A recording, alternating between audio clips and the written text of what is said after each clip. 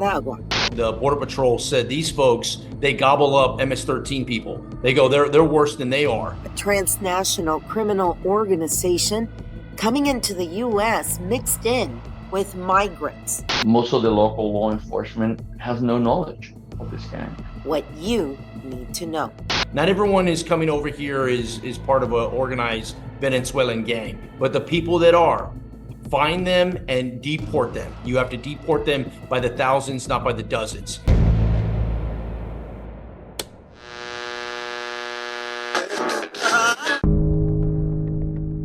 Hi friends, this is Yami Virgin with Sinclair Broadcasting in San Antonio, Texas for another edition of Immigration Crisis, the fight for the southern border. We are joined again this week by retired Homeland Security Investigations Special Agent in Charge.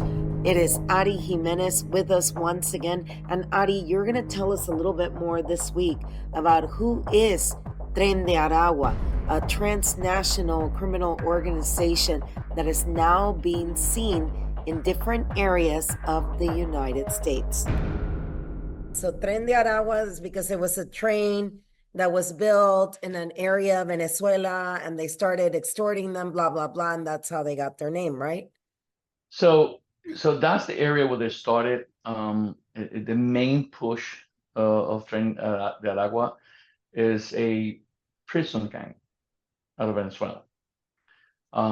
In 2018, with the first migration out of Venezuela, they were already working on extortion. They were very capable of doing that. So they started working the routes of the first migrants from Venezuela through South America. They moved through Colombia, through Chile, through Peru. And that's how they started controlling the migration, the routes, extortion.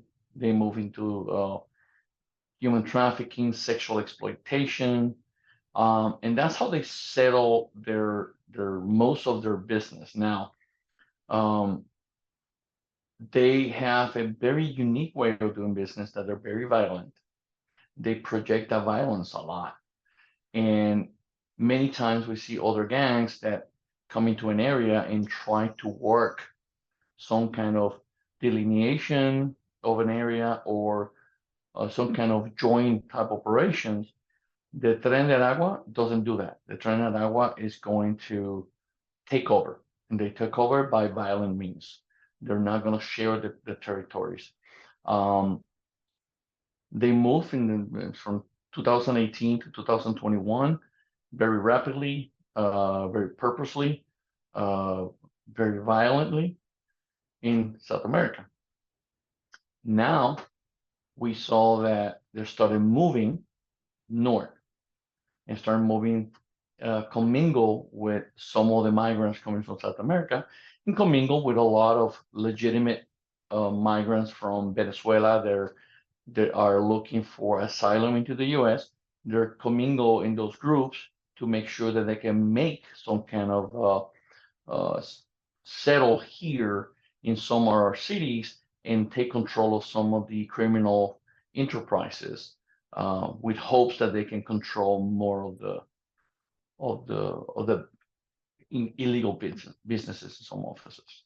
So for the people that don't know, so when they come across, if they come through the jungle in Panama, you have people from the U.S. government that are sitting at the border and they're doing biometrics. They're checking Interpol to see if there's any outstanding warrants. But with a country like Venezuela, that we right now don't really have a good diplomatic relationship with, is Venezuela going to go, oh, here, let me let you know, these people are all bad people. They're all gangsters. They all got out of jail. Are they giving us any information at all? No, unfortunately, we have no relationship with Venezuela. The current intel or intelligence report about the Tren de Aragua is from Interpol.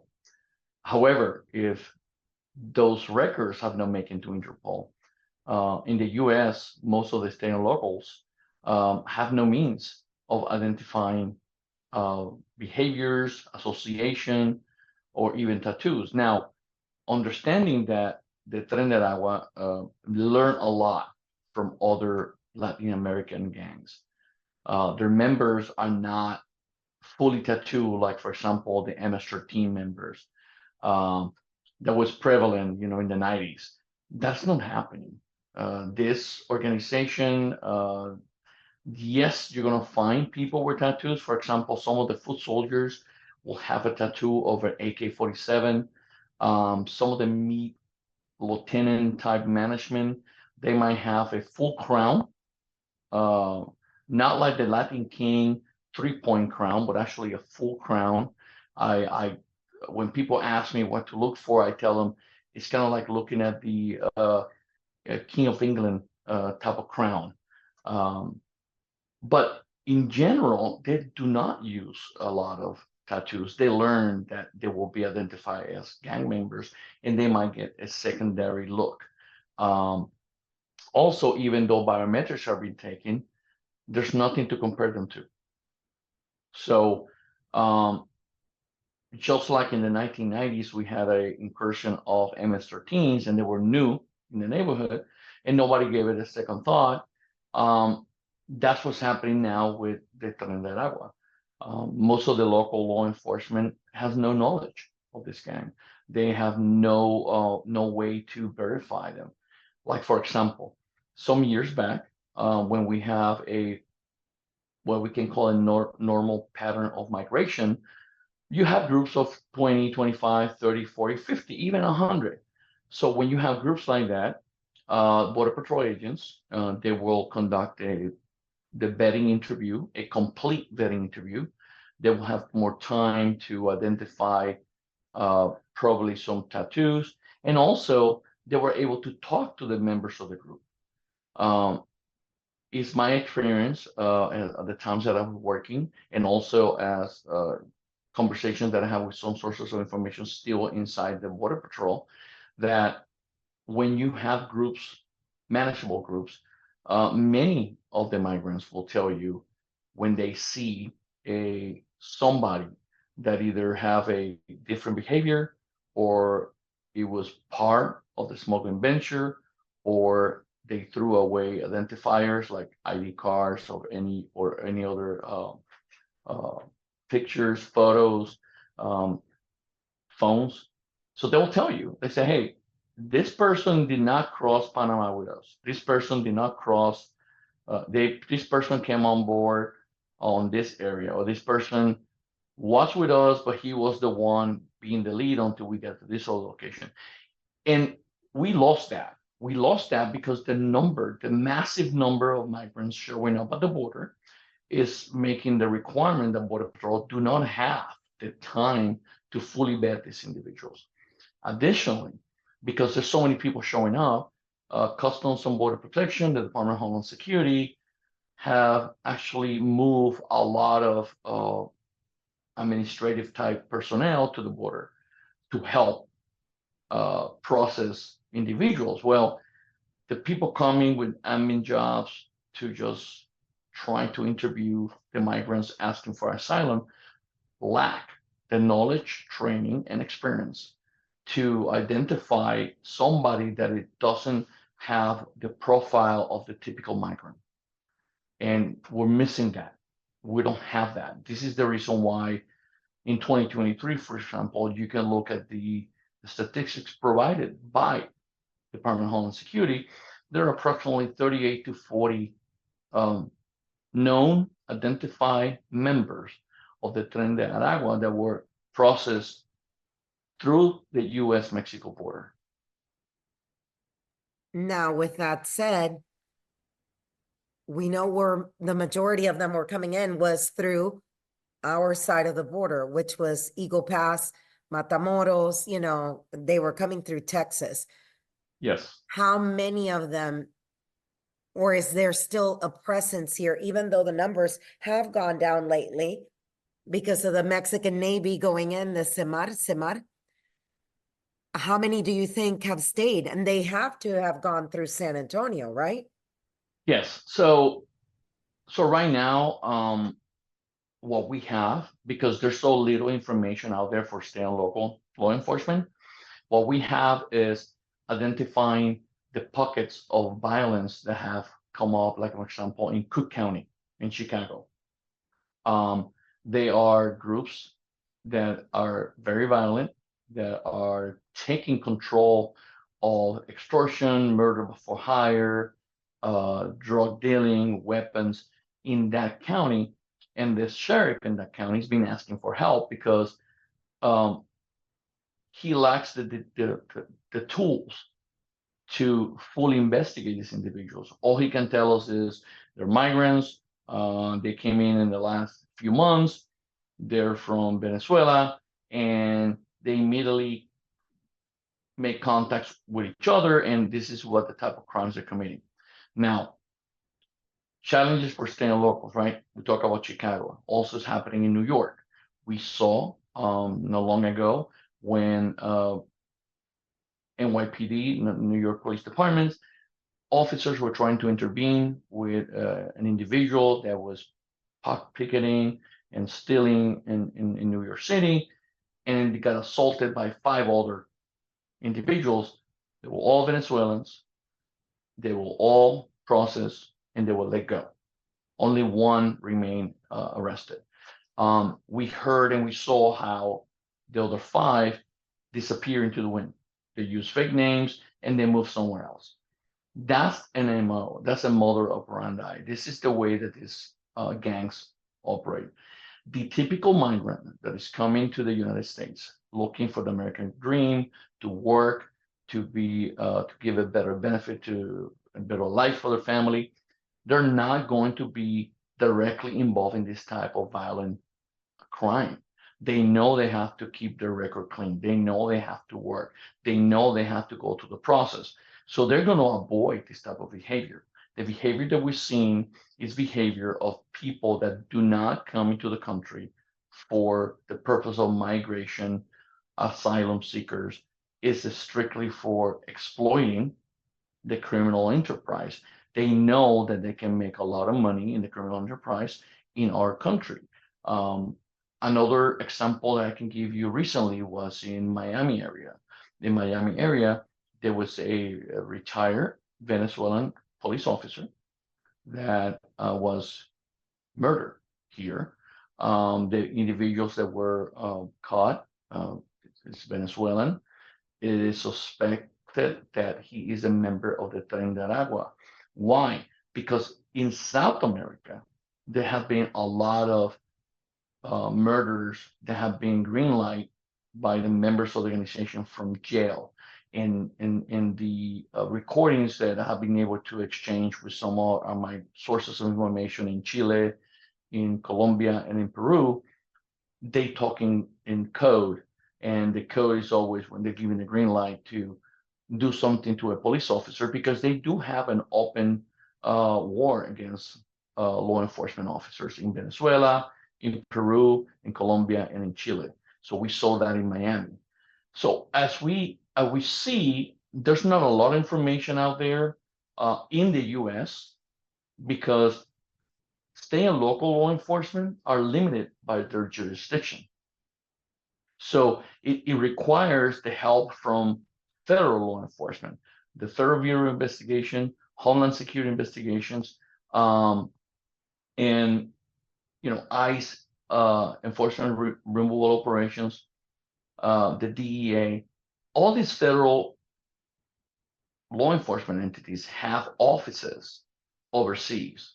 They have offices in other countries. So although we do not have a relationship with Venezuela, there is the opportunity to get some information from our partners and law enforcement partners from Peru, Colombia, and Chile, because they're active in those countries, and we can learn from the TTPs, from the tactics and procedures they use, the type of marking that they use for the women that they sexually exploit, how they terrorize the local communities, how they push over the local crime members, or how they absorb those individuals to work for the trend.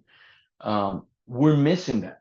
We're missing that because the current administration is never going to accept that we have a gang problem coming through the border. Because if they accept that and try to help stay on locals, they're basically shooting themselves in the foot. So until we can separate public safety from politics, we have these gaps in intelligence where the federal entities that could help state and local law enforcement with limited jurisdiction and limited resources are being affected negatively because the administration is not going to allow them to do that. And this is how our communities then suffer. It took about 4-5 years for the Tren de Aragua to control the routes of criminal activity in South America. We started seeing them in the past couple of years coming into the US. So unfortunately, within the next 3 to 5 years, we're going to have a very violent gang, Latin American gang, operating in major cities in the US. I was looking while you were talking on TikTok, and one of them stood out right away. Llegó el Tren de Aragua aquí en Nueva York. Activos en la pista Menor Yaya. I mean, And that's just, yes, and that's exactly what's happening. yeah. They're here. They start with petty crime. They start, doing this smash and grabs in the stores. They start stealing telephones. They start picketing, pocket picking, and before you know, then they start moving into the protection. They start taking money from people. They start, terrorizing communities and asking money for protection. That's that. We have to take away their terror. They have to take away from them the ability to terrorize our communities because that's their power. And the way that we can take away that power of terrorizing our community is by education, by working state, local, and federal law enforcement together in fusion centers, in anti-gang initiatives. We need to work on this together. But again, until we release public safety from the politics, these are the gaps that we have, just like it happened with the MS-13 or the Sureños. By the time that we wake up and realize what we have in our hands, we lost the bubble. We lost the opportunity to actually mitigate the actions of this criminal enterprise in our communities. And I guess the last question, I mean, really, at this point, the numbers are going down at the border right now. People that are here are already here.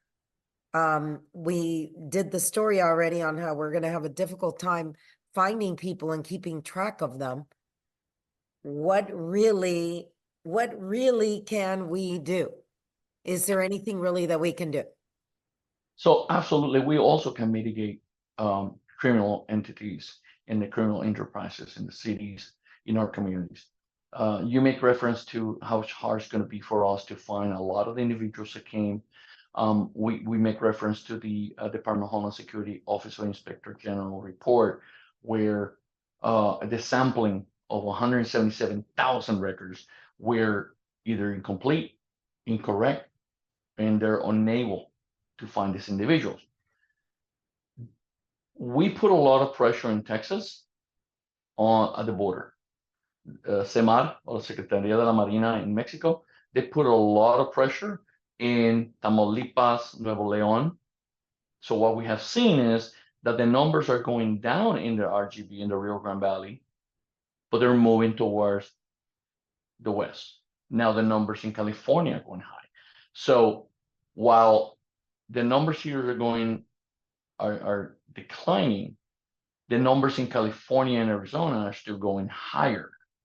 So we will see now those members of the Tren de Aragua, which are going to be trying to hide among the asylum seekers, and start running up that area. So let's wait for a few months and let's have this conversation again about what is the atmosphere of violent crime in Arizona and California by the summer. Okay. Because that's what we suspect that they're going to be moving at. And again, Any state and local law enforcement that is actually can see the show, can see this report, reach out to the federal law enforcement. Although the administration is not going to put a lot of resources now, it is a election year, so it doesn't matter who wins. Somebody has to do something about this. And the more that we identify this criminal enterprise and these violent criminals, the better are the chances that we can get a joint federal, state, and local law enforcement working to the problem and secure our communities. You know, and I kind of want to end this with this. I mean, you're a Puerto Rican. I'm from Panama originally. I had some people actually send me messages that, oh, I used to be so proud of you, but now you're talking down about the migrants. And I'm like, no, I'm doing my job as a reporter, which is to show all sides of an issue. I have done stories before with the head of the Satanic Church in San Antonio and walked into his house, you know, and I can do that. I'm not a Satanist. I'm Catholic, but that doesn't mean that I cannot do the story. So with these stories, when we're doing them and we're talking about this, we're talking about it from the point of view of telling you, this is what's coming in, this is what is happening, this is what needs to be done. I don't know if you've gotten criticism from some people, and you're retired Homeland Security Investigations. Do you ever get criticism from people saying, how can you talk like that when you're a Latino? Oh, absolutely. Here's what we have always have said. We can all agree that 95% of every migrant coming to the border is looking for a better life for the family, for themselves. Let's agree on 95%. We have always said the problem that we have is for the lack of complete vetting of that 5%. That 5% are the ones that are coming to do harm to our communities. These are the 5% that make the border issue a national security issue. Because we have talked in the past about the large number of military-age males coming from countries that are not our allies. They're countries that want to see America destroyed. So we always have to be careful. It could be the wolf in sheep's skin. That's the problem. When we don't know who's coming into the country, when the vetting is incorrect, when the Office of Inspector General from the HS is telling the agencies, you are unable to locate these individuals in the future. 19 hijackers got away with 9/11 and killed almost 4,000 Americans that day. We're talking about 40 certified Tren de Aragua stopped by Border Patrol coming through the border. For every one of those that got stopped, we have 5 that made it through. Every one of those individuals that come for the purpose of criminal enterprise and gangs into the US from Latin America gives a black eye to every law-abiding and decent migrant and Latino that lives in the United States. We all come into this country and we follow the American dream and we work hard and we educate our families and we try to do the right thing and follow the law. Here on the U.S. border, the FBI in El Paso has reported last fiscal year arresting 38 gang members, some right here in Texas. FBI Special Agent Kimberly Carrillo is with the field office in El Paso. Carrillo tells us law enforcement is very limited on the information they have. Tell me, when somebody says Tren de Aragua, for the average public in the United States, they have no idea what it is. And if you're Hispanic or bilingual, I should say, you're going to think, oh, it's a train of somewhere. So what is it and what do people need to know? So essentially, Tren de Aragua is a gang that is coming from Venezuela, and it originated in Venezuela, and it has worked its way up from South America and most recently into our borders. And again, it is originated in Venezuela.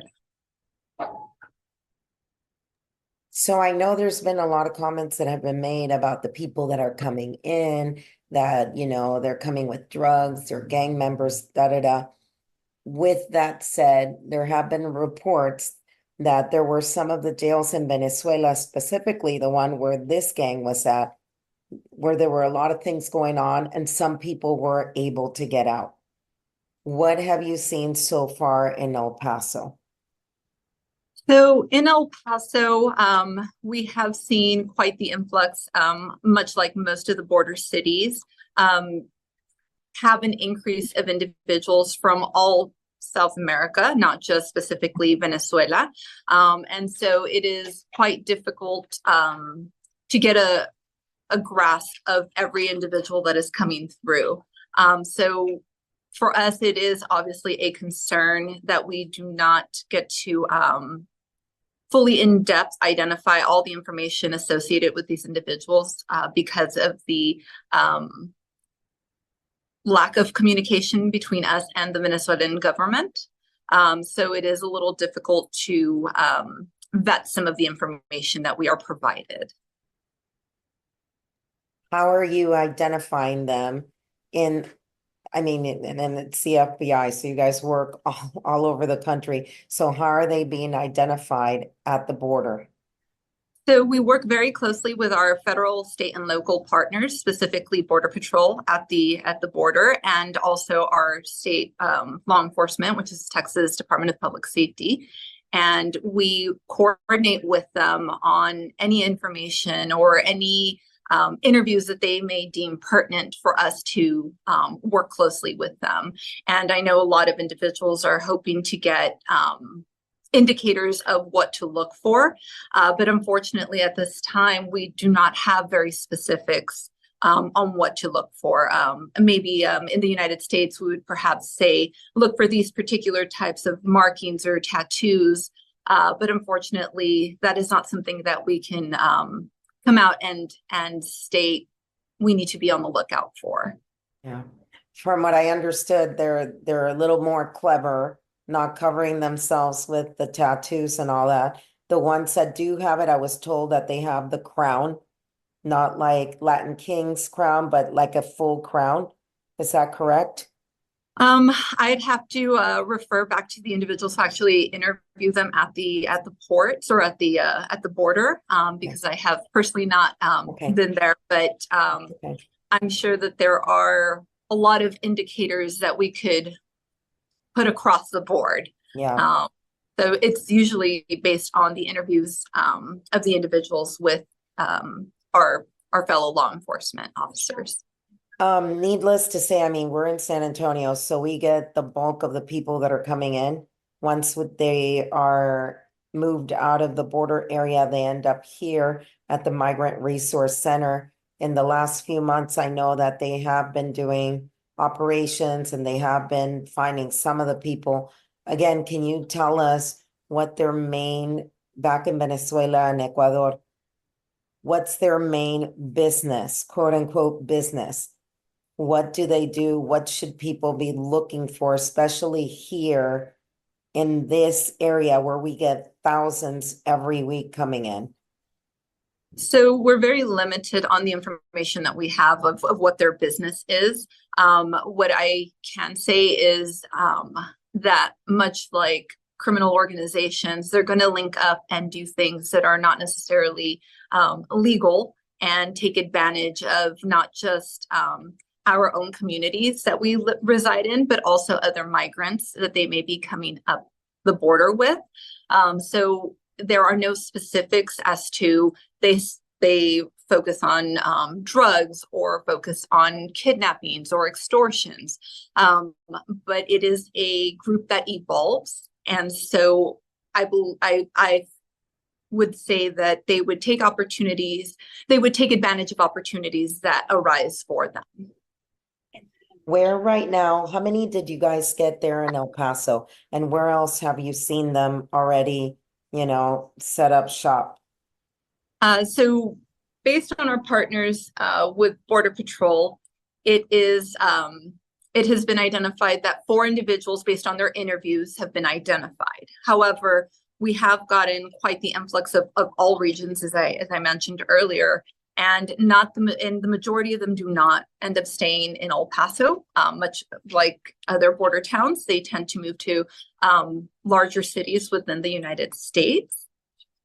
Chicago, New York, Miami, those tend to be the locations that most of the individuals that are coming through here are focusing towards. And so that's what we're trying to be proactive about this emerging group and identify perhaps individuals they may be coordinating with. And of course, this is all based on the community around. And if they see something suspicious, speaking to law enforcement, taking note of any activity that may seem strange and not specific to one migrant group of one country, of course, but across the board, any type of suspicious activity that may be occurring. Can you talk to us a little bit about, you have another transnational organization coming in to areas where there's already gangs, Mexican mafia, the Orejones. With that influx coming in, could we see some fighting over territory? I mean, excuse me? You don't want to. And we don't want to speculate at this point. However, we do want to be aware that we need to be cautious. We need to be aware of trends that may arise, perhaps any activity in general that may occur. So we don't have anything at this point in time, at least not in the El Paso area, to show an increase of violence. But we do want the community to be aware of all suspicious activity.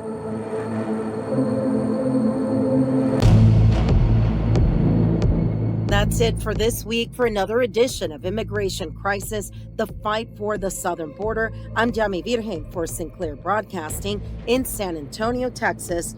Until next time.